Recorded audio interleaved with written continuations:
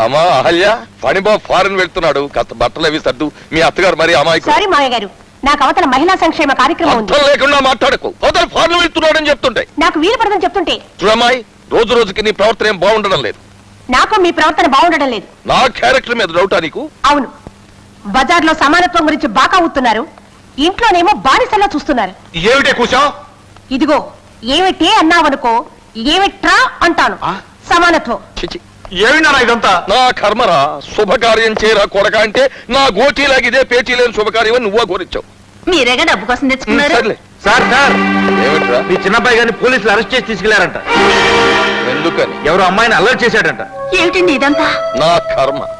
సింహాసనం మీద కూర్చోరా కొడక అంటే లేదు, రాజమండ్రి సెంట్రల్ జైల్లో లాడ్జింగ్ ఫ్రీ, బోర్డింగ్ ఫ్రీ, అందుకని నేను అక్కడే ఉంటాను అంటూ. ఫ్రీ అయితే అక్కడే ఉండమని రాదు.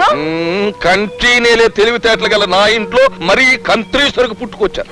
నా కొడుకు పనిగాడు ఎక్కడ?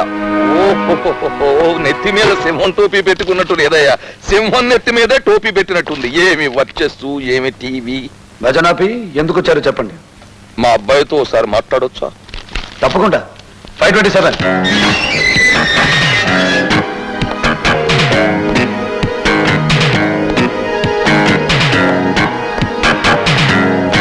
డాడీ.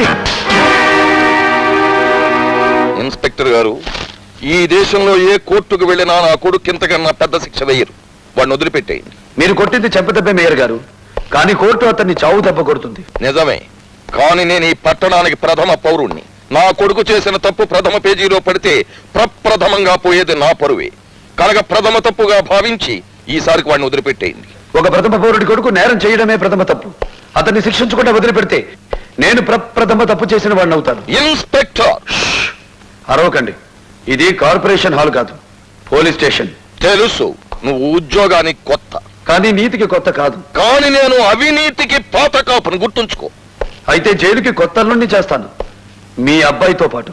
చూడు, ప్రథమ పౌరుడి కొడుకుని అరెస్టు చేశావు.